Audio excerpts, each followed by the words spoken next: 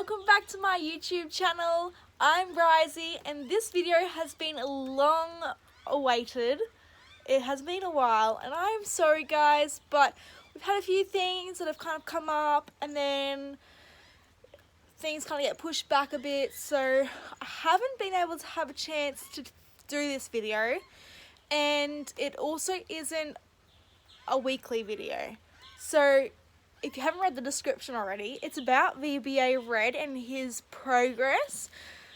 I was going to do weekly videos with him, but because of the rain and my yard getting disgusting, I wasn't actually able to do a full week to week video of him because I didn't really get a full week of work in with him before I had to kind of put him out into a little bit of a bigger yard.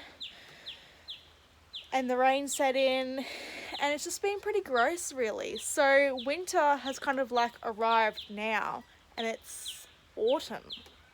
Winter's supposed to be over, guys. We're supposed to have the sun. We're supposed to be sunny. And we're supposed to have beautiful weather so I can go riding lots and start competing now that COVID restrictions are slowly starting to ease. But alas, none of that's happening. We're still getting a lot of rain. So this is kind of that video, but yeah, going back into details. So this is his first video of his progress video. So in this video we get first touches and first leads. I wasn't able to get a video of him being haltered because I didn't really get it, so sorry. But I do explain in this video how I start teaching them to lead. He's a good one to start, to show you a different progress of how I teach the lead, because he gets quite pushy and he likes to pull a lot. So he's one that I really had to teach him the hind quarter yield first. So you'll get to see a bit of that and how I explain it. And yeah, that's pretty much it. So stay tuned and let's get into it.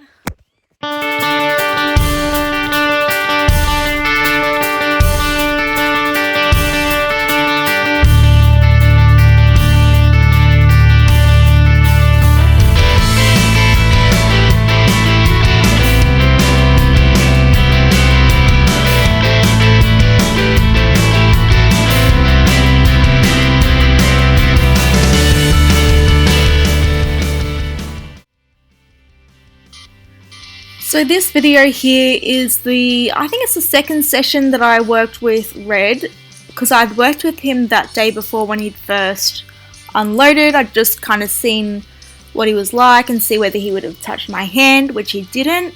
So this is kind of that next session after that. You can see kind of here that he just kind of shuts down a little bit and he doesn't really want to interact. I was just kind of pushing him forward a bit so that he was a bit better in frame, and also because I don't want him, he liked to back himself into the other corner and then he'd kind of put his face down and he'd try and forget about me. So I felt that when I push him forward a bit, he would engage with me a little better and not try and shut down too much. Whenever working with wild horses, you don't ever want them to shut down, because that's when you don't get their true personality and they can get really reactive further on in their training if they are shut down early. So that's not what we want him to do. We want him to be happy, confident and engaged. That's the real thing I'm trying to get out of him. I'm also just trying to see if I can get him comfortable with that whip coming up and touching his face, because he doesn't like anything touching his face. And I like there that when I lifted that whip and went to go touch him, he turned and looked at me, so I backed away. When trying to get a shutdown horse to engage with you, you really got to make sure that when they do engage with you and even look at you or show the slightest little thing of trying to engage with you, that you reward that and say, yeah, that's what I want you to do. I want you to see that I'm here and I want you to be okay with me being here. So I'm just kind of going in with my long lunge whip and just getting him used to that whip coming up towards his face and seeing if I can just get a bit of a touch on his nose. So I think I got a little bit of a touch there. I like that when I walk away and don't look at him, he does look at me and have a think about who I am or what I'm doing. Because for him right now, I'm a predator and I could be ready to kill him and eat him, so he's just trying to protect himself. So I pretty much just do this for like ages. With wild horses, it's just a lot of repetition work. So I'm just speeding this up a little bit for you.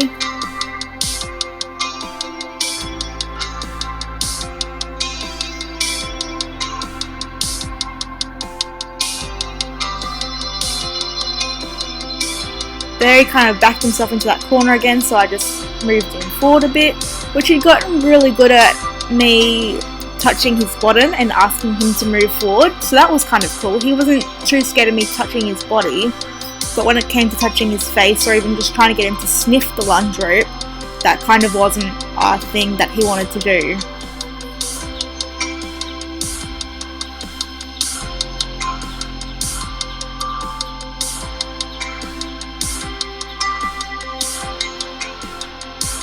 So if he offered to sniff my lunge whip, I'd stop and walk away, but he never really does, so I'm just kind of going in and seeing if I can initiate that touch first.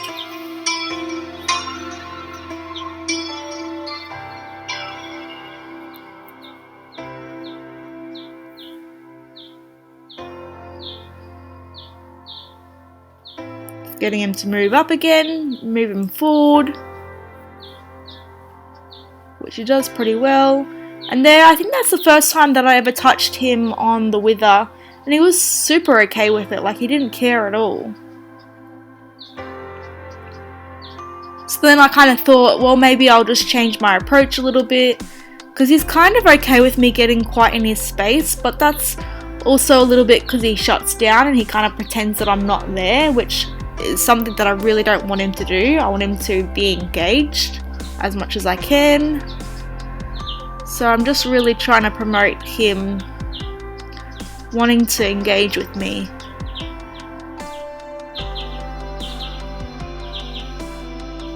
You can see he really doesn't like his face being touched, so I'm just asking him to move forward again.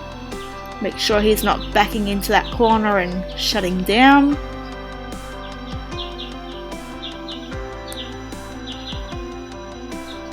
And there I'm just kind of like desensitizing him to the way the whip moves towards him, and I'm just trying to get a little bit closer so I can give him that touch on that nose.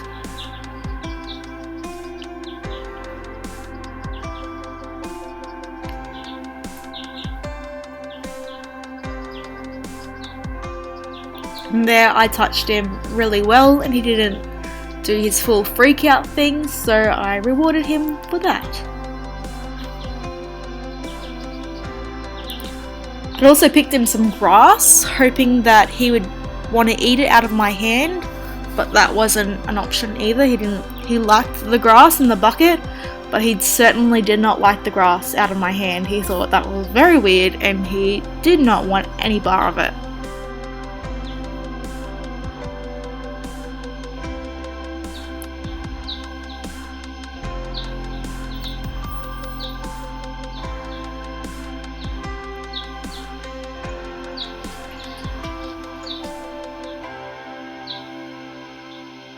So there you can kind of see his reaction when anything touches his face. That's kind of the reaction he would take. He'd just shake his head and go, "Oh, I hate that touching my mouth."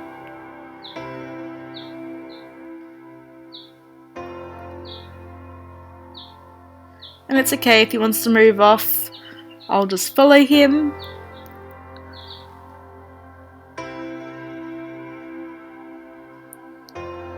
This is like another little clip of me showing you what he would do if I had some grass in my hand. He'd just kind of look away and not want any bar of it. He loved the grass when it was in the bucket, but when it was in my hand and it touched him, he thought that was very itchy and he did not know what to do. So I think the whole time that I had that grass on that day, he never once ate it out of my hand.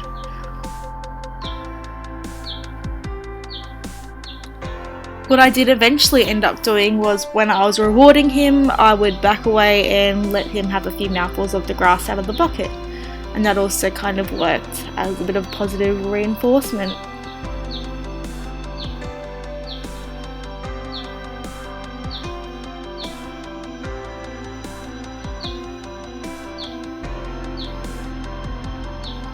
Let me check and make sure my camera's still on the fence.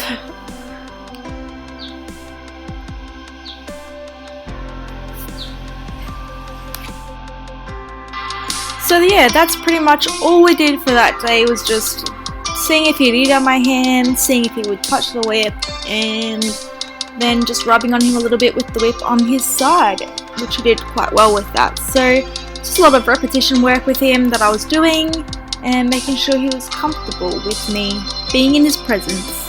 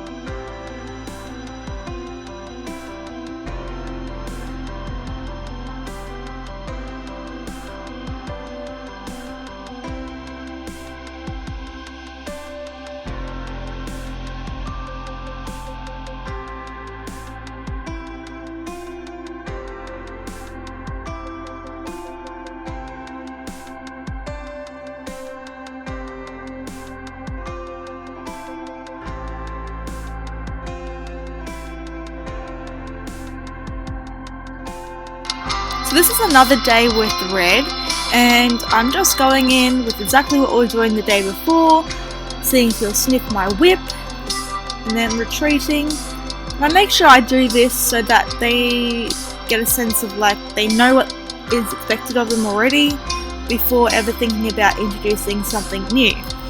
So here I am just going, making sure, seeing if he will try and engage with my whip, which he kind of does, so then I back away.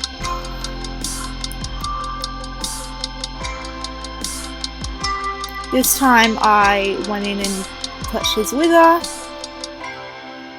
which he's really good at. He never really had too much of a floss. He walked and trotted around a few strides when I first introduced the wither touch, but he really quickly settled, and it wasn't ever really something that he really freaked out over. It was just kind of, oh yeah, that's cool.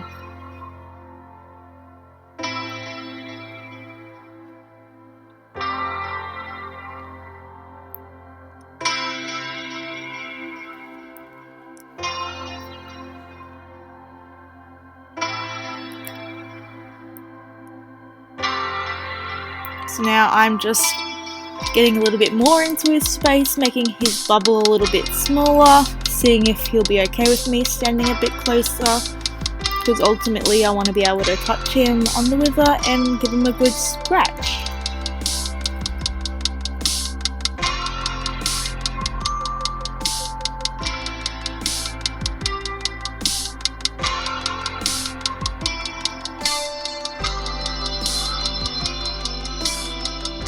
When he stands and engages, I always walk away and give him his space.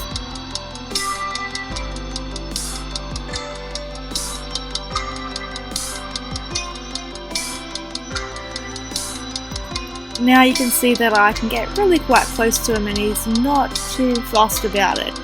Still has his little moments, but all up he is pretty good with it.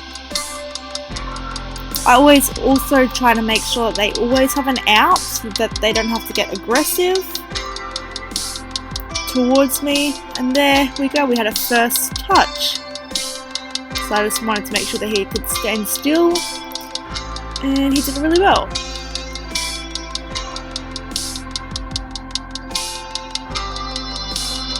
Here I am just going in again, rubbing on him, and then I will go in and give him another pat. I'm bending over like that because he actually had something in his eye that I was a little concerned about. It ended up just being a piece of hay that he'd gotten in his eye at some stage. Don't ask me when, I don't know. But it ended up coming out by itself and it never caused any problems, and his eye is totally fine now. But I was just trying to have a really good look at it because his forelock would actually sit over his eye, so I couldn't really see it, what was in there. It just looked like something, and I wanted to make sure that it wasn't anything bad that would cause any infections or anything like that. So I just wanted to have a really good look at it. I really liked there that he kind of followed me when I walked away, which is kind of cool. Another thing that I've been working on also is trying to get him out of that corner. He really likes to kind of put himself in that corner, and then he kind of puts his head in the corner and tries to get down there.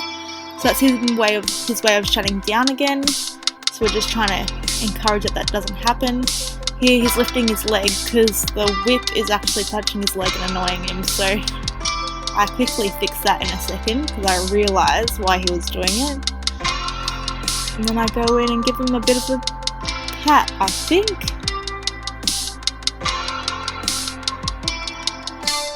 Maybe I just have another look at his eyeball and then walk away.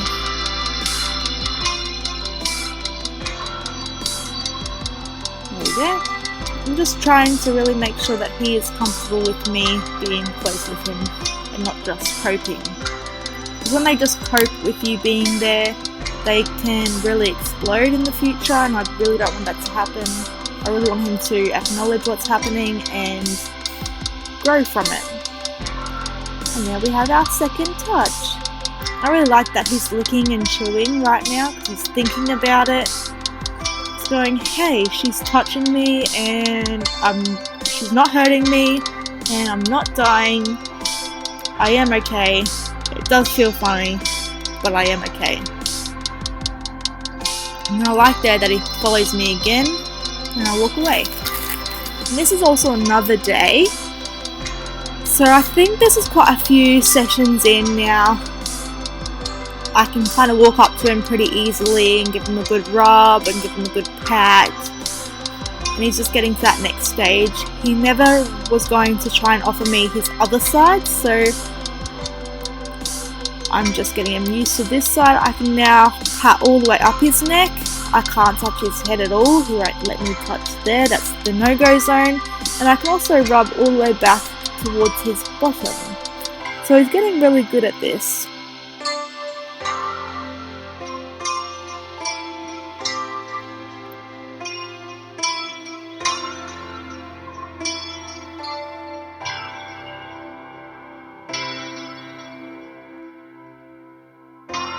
And you can see now that he's starting to a little bit enjoy it. It's starting to feel good because he's not as stressed about it, which is cool. So And I'm pretty sure that was the very first time that I ever walked up to him without having my whip or stick touch him before my hand, which was kind of cool too, because he's got to see me walk up to him without anything touching him first. So that's another new experience for a wild horse. And he does really well. And he's starting to kind of look at me when I'm patting him. He's starting to try to engage with me. He's getting that confidence now that he knows I'm not going to kill him. So he's really starting to open up a little more. Plus he's super hairy, so the hair coming out is kind of nice. A nice feeling for him. So he likes that.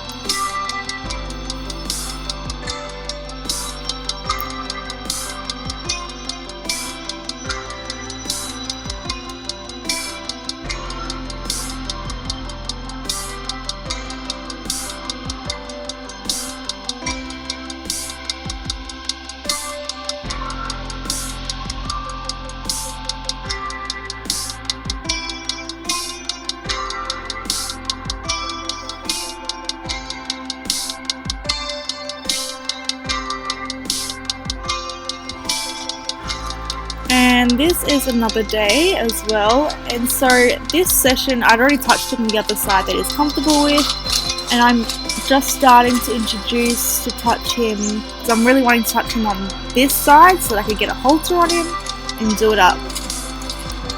This is the side that you need to stand on when putting a halter on, so I just wanted to address this issue of him not letting me touch this side. As you can see, he's not really wanting me near him, so I'm just waiting for him to stop, give him a bit of a scratch. When he acknowledges that I'm there and that he's not going to die, because he's kind of like holding his breath right now and freaking out inside, I will step away and let him think about it.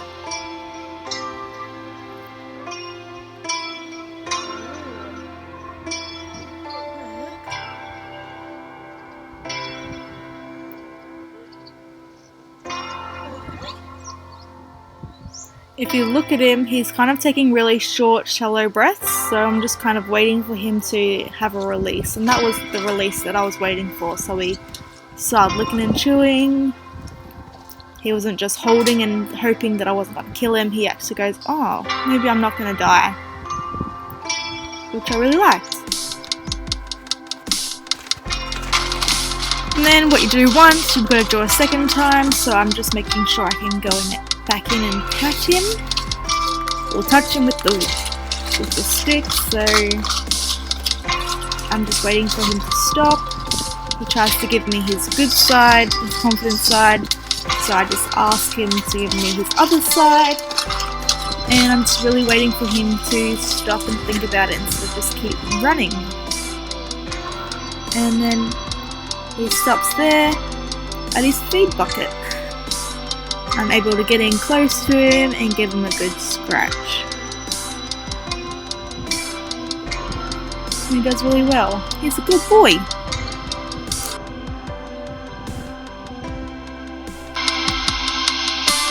So I'm just making sure that he's comfortable with me touching this side. I'm waiting for him to stand still and think about it and take a deep breath, and then I'll walk away.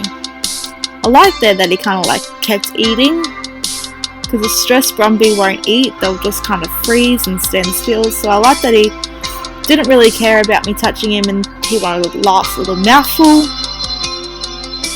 And it's super funny how he kind of stops here in front of his feed bucket, or his hay bucket, and that's the kind of spot that he likes to stand and let me pat him.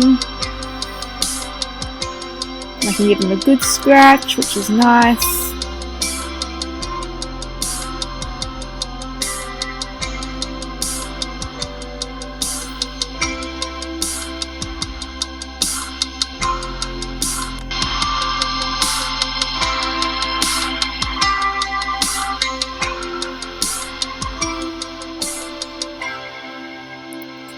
Just kind of standing here and scratching him, and just kind of seeing how long I can do it for.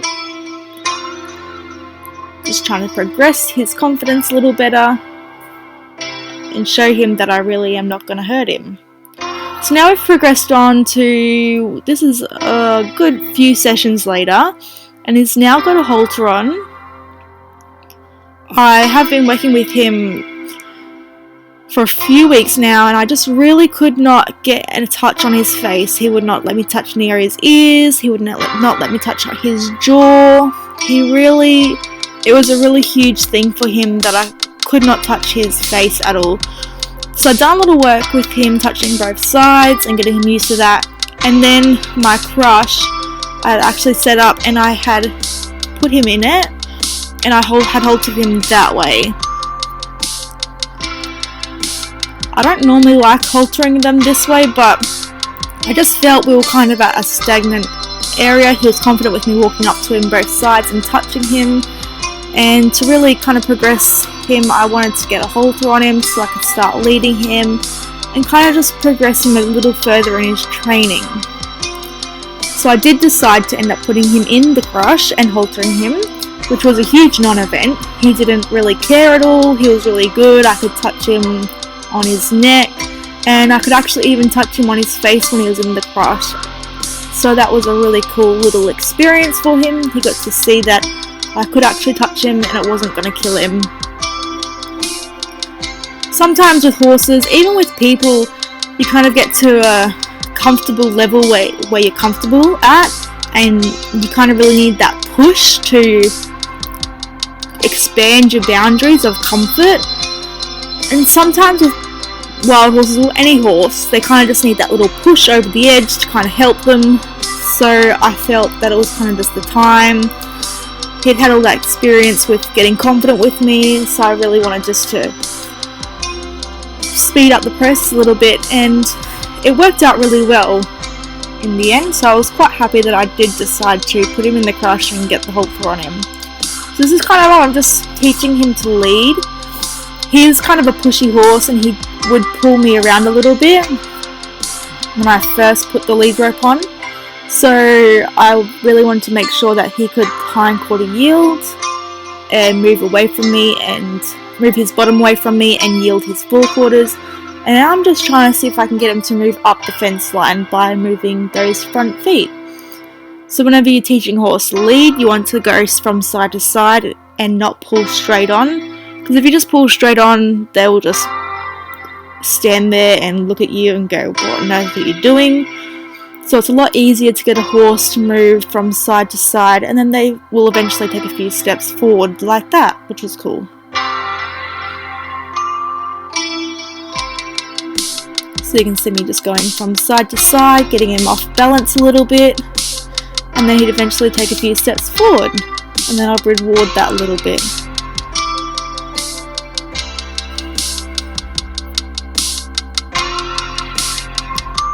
We're slowly making progress up the long side of the yard.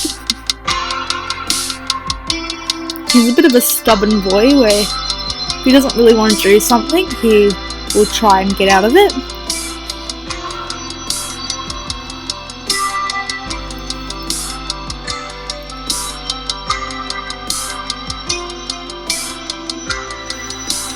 And then when he got to where I kind of wanted him to be, we stopped and relaxed. Now I'm just going to turn him around and go back up until he's just coming off that feel super easily. We'll just keep working on this, getting him his knowledge expanded and getting him to understand what is actually being asked of him before I lead him out of the yard. I know he's not scared of me because I can walk up and touch him, and he has been out in that laneway for a few weeks now, living out there, and every time I walk out there he follows me up and back and up and back, so he's not scared of me. He just needs that understanding.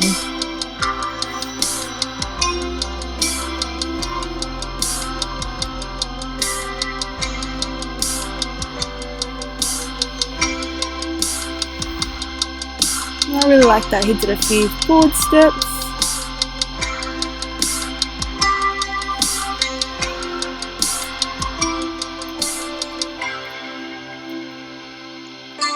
And I like this, how he's looking and chewing and thinking about it.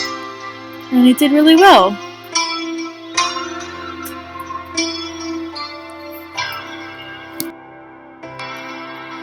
So now I go in and just see if he'll sniff my hand, see if I can touch his face a little bit, just kind of to end the session. He has a little bit of something to say about it, but all in all, he does pretty well and ends up touching my hand, which is really what I wanted him to do, so he was good. He was a very good boy. And then after this, after he touches my hand, when I walk forward, he actually follows me and the feel of the halter instead of having to walk side to side. So I was super pleased with that, and that's where I ended up leaving him. Anyway guys, this is the end of the video. Thank you so much for watching. Give us a like and a subscribe, and I will see you all next time. Bye!